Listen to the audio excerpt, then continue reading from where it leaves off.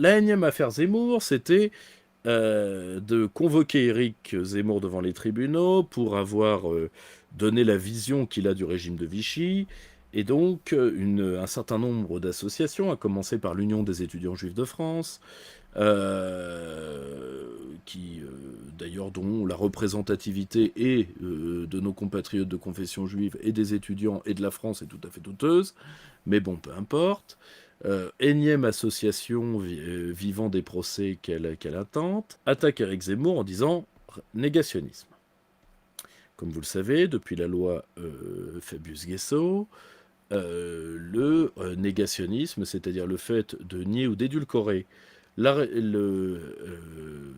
Shoah, enfin la réalité de la Shoah, est puni en France d'amendes lourdes et pouvant donner lieu à de l'emprisonnement. Dans des cas très exceptionnels, hein. Il y a eu, je crois, il y a eu 2 cas, et encore, le cas Rissen ne porte pas sur le révisionnisme, il porte sur l'incitation à la haine raciale.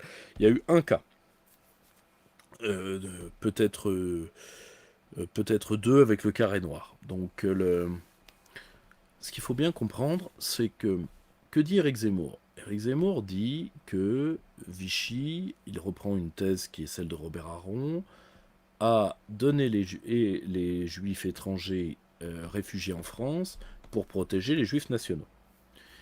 Alors, c'est une lecture de l'histoire qui se heurte à beaucoup de renouvellement historiographique, qui ne se heurte pas uniquement à l'école paxtonienne qui elle-même a largement été, puisque l'école paxtonienne c'est l'école La France et collabo, parce qu'il n'y avait que 200 000 soldats allemands sur l'ensemble du territoire français pendant la guerre, ce qui est faux, il y en avait plus d'1 million, mais disons que aujourd'hui, et ça vous le verrez, la seule chose qui fait qu'on parle encore de Robert Paxton, c'est qu'il est encore en vie. Mais son œuvre sera balayée, comme l'est d'ailleurs celle de Zev Stirnel en histoire des idées politiques de plus en plus. Donc tous ces gens-là le vent les emportera.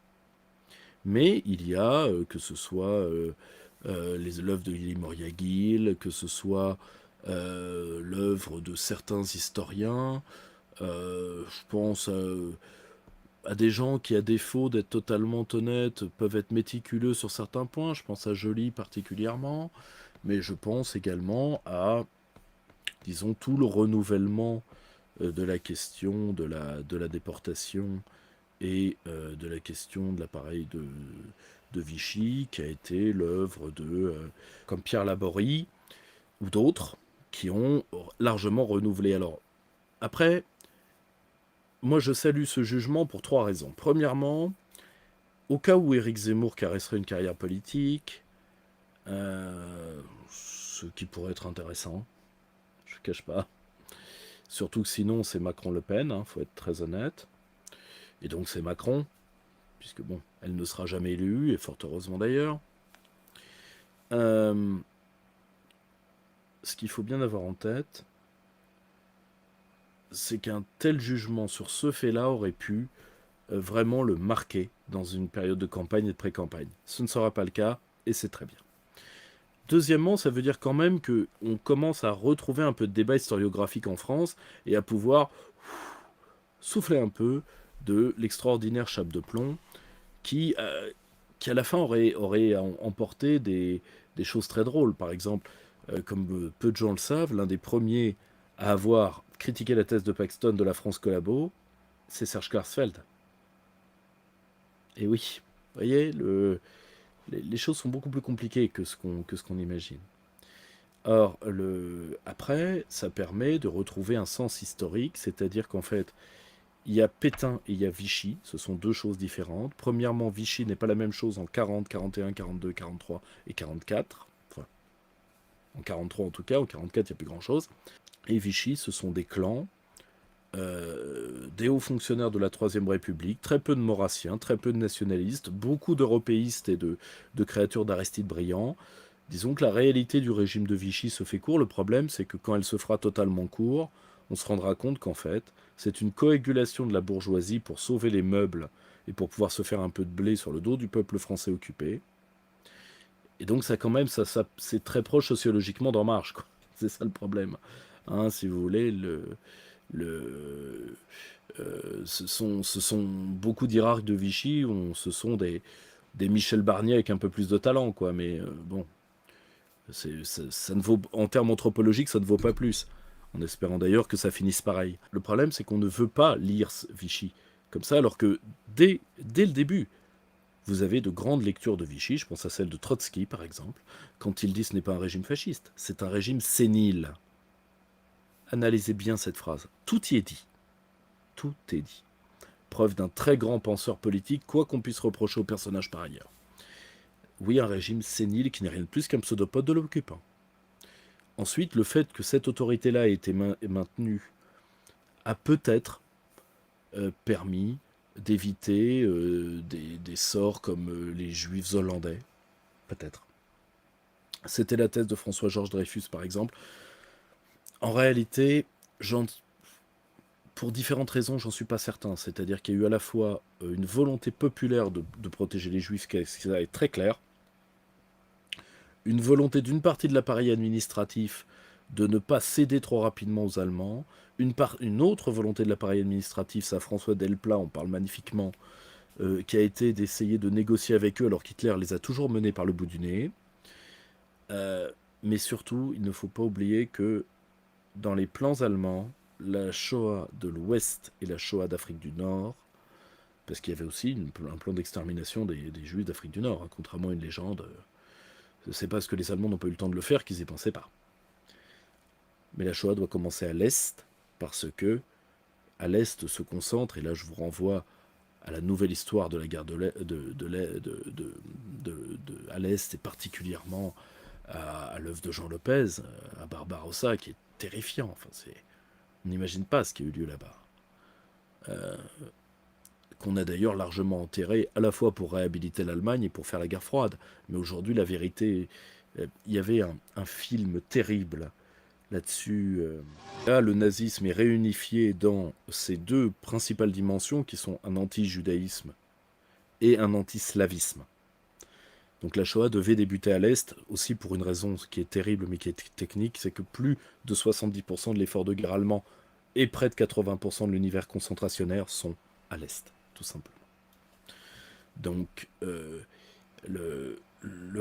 si vous voulez, les Juifs de France n'étaient pas prioritaires par rapport aux Juifs polonais, par exemple.